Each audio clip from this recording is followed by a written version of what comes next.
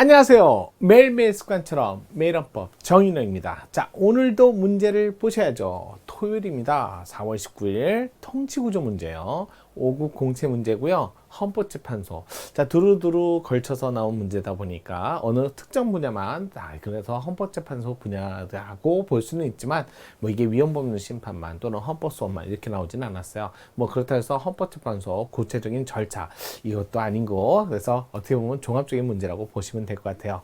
자, 오늘 문제 가볍게 토요일이니까 저랑 같이 가시죠. 정인호입니다. 자, 헌법재판소에 대한 설명으로 옳지 않은 것을 골라보세요 라고 해서 기본적인 얘기예요. 헌법재판소 좀 살펴볼게요. 우리 헌법재판소 편. 자, 기본적으로 헌법 조문이야 111조부터 113조에 해당되는 3개 조문밖에 없는데, 여기서 법률로서 이걸 구체화된 게 헌법재판소 법이죠. 헌법재판소 법 이렇게 됐고요. 자, 헌법재판소라는 이름을 쓰고 있지만 이게 사법부형이냐 아니면 독립형이냐 아니면 별개 뭐 별 얘기를 다 하지만, 일단은 대법원 판례 입장에서는 헌법재판소는 사법부는 아니다. 뭐 제4 사법부냐 별 얘기를 다 하지만 일단은 어떻게 보면 독립기관이라고 생각하시면 돼요. 다만 이제 헌법상 기관은 맞아요. 헌법상 기관으로서 사법부는 아니라고 보는 게 일반적이고요. 대법원 입장이에요. 하지만 헌법재판소가 원래부터 헌법상 기관으로서 헌법재판소라는 이름을 쓴 건 아니죠. 10, 20, 30, 40, 40, 50, 50, 현행헌법인 60하고. 자, 헌법재판소 원래 이랬어요. 헌법위원회. 드디어 이제 헌법재판소. 자, 우리 헌정사에서 유일하게 대법원에서, 법원에서 헌법재판소를 담당했었던 게 사법부형이 바로 3공화국 때 있었어요. 나머지 4공화국 때 헌법위원회, 그 다음에 5공화국 때 헌법위원회, 현행헌법의 헌법재판소. 그래서 우리 헌정사에서 헌법재판소라는 이름은 2공화국과 현행헌법이 처음인데, 근데 2공화국 때는 명시적 규정을 두었지만 다만 실시는 안 했어요. 그러다 보니까 헌법재판소라는 이름에 의해서 판례가 있는 거, 결정례가 있는 건 현행헌법이 처음입니다. 대법원 있을 때 뭐 했냐고요? 그때 당시는 국가배상법에 이중배상금지라는 국가배상 법률에 있었어요. 근데 그거를 위헌 결정을 했었던 게 바로 그때 위헌이 바로 대법원 판례였거든요. 그런데도 4공화국 때 그 위헌 결정받은 이중배상금지를 헌법에다 올려버린 거예요. 그래서 지금 현재 국가배상 조문이 헌법 29조에 이중배상금지가 2항에 붙어 있어요. 위헌을 받았는데도 참 이상한 일도 있었죠. 그런 과거의 역사가 좀 있었어요. 대법원에 의해서 헌법재판소 판례가 존재합니다. 나머지는 헌법위원회. 제가 외울 때 이런 얘기했죠. 헌법위원회라는 단어가 어떻게 보면 요 단어하고 비슷하다고. 그래서 헌이 헌 대 헌이 헌 이렇게 외우면 빨리 외워진다고요. 그러면서 헌법재판소 이름은 바뀌었지만 원래 헌법재판소가 있을 때 본래적 업무가 위헌법률 심판이에요. 이게 원래 헌법재판소의 본업입니다. 따라서 다본업이 있었다는 거죠. 그런데 1공화국 때 탄핵재판을 탄핵재판소를 따로 운영했고, 3공화국 때는 대법원 말고 탄핵심판위원회를 따로 운영했었어요. 그러고 나서 나머지는 탄핵심판위원회 따로 이걸 했었고요. 나머지는 다 같은 장소에서 탄핵을 다 했다는 거죠. 그래서 헌이 이렇게 외우셔도 탄핵 재판을 금방 외울 수 있어요. 나머지는 따로 결과를 안 뒀으니까. 얘 2개밖에 없었어요. 그러고 나서 나중에 2공화국 때 뭐가 들어왔다? 정당해산이 들어오기 시작한 거죠. 그래서 정당해산, 정당보호정으로 정당보호장 이렇게 생긴 거고요. 자, 그 다음에 이제는 남은 것도 해야죠. 그래서 헌법소원이야 현행헌법에 처음 들어왔어요. 그 다음에 권한쟁의라는 말은 헌법재판소라는 이름을 쓸 때만 권한쟁의가 가능했었어요.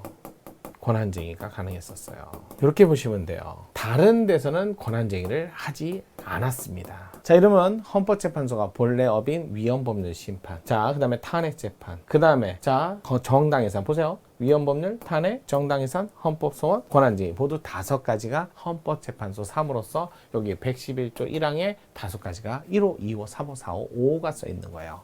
그걸 구체화시킨 게 헌법재판소 법이고요. 그래서 우리나라에서 위헌법률 심판이 가장 헌법재판소 본업, 탄핵재판은 원래 본업이지만 했던 적이, 그러니까 같이 했던 적, 분리됐던 적이 있다는 거 알아두시고, 나머지는 원래 정당에서는 2공화국도 있었고 1공화국도 없었고, 헌법소는 원래 없다가 현행헌법에 처음 만들어졌고, 이렇게 정리하셔야죠. 이렇게 하면 헌법재판소 업무가 무슨 일을 하는지 알 수 있어요. 그 정도는 하셔야 돼요. 그래갖고 다만 이제 제가 예전에 조심해야죠.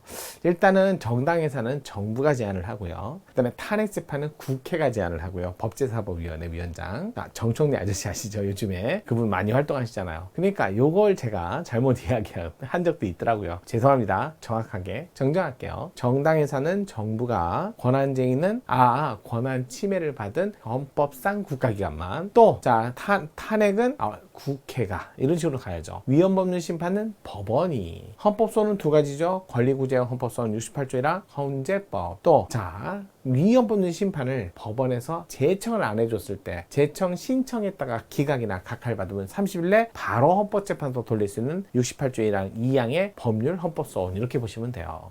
이런 식으로 갖고 헌법재판소가 진행을 하게 됩니다. 그러고 나서 헌법재판소도 대법원처럼 3인의 불을 뜨는데, 오로지 헌법소원의 68조 1항, 68조 2항 요건 검토만을 위해서 존재한다는 거, 3인의 불에서는 재판을 하지 않습니다. 그러면서 전원재판부로 넘어가죠. 그러면 7인 이상 출석, 6인 이상 찬성해서 결정되는 위헌법률, 기본권 침해, 탄핵, 정당해산, 판례 변경 5개 내우셔야 돼요. 그 중에 판례 변경만 법률에 쓰여있고 나머지는 헌법에. 이렇게 정리하시고요.